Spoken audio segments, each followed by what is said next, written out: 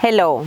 Today I'm not quite sure if I made this video for you or for myself, but I think we can all benefit from my newfound insights. If you're one of my regular followers, you know that I just recently lost my mom.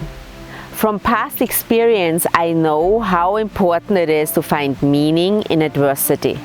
However, I feel I have been sidelined from an unknown force and I struggle to make sense of it all. Nothing can ever prepare you for what you feel when you lose a close loved one. Resilience is all about your psychology and how you are able to use your skills to cope and recover.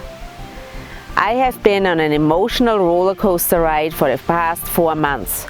And I feel that I have nothing smart to say. If I could only pick myself up, dust myself off, and move along to a better feeling place. But guess what I have discovered?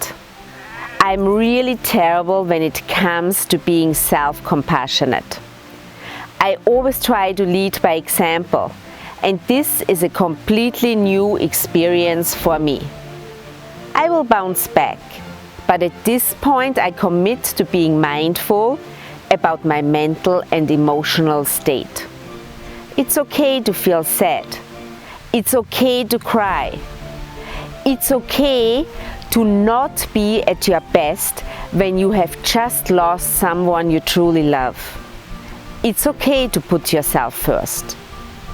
I am planning to treat myself the same way I would treat my best friend in order to develop resilience from a place of self-compassion.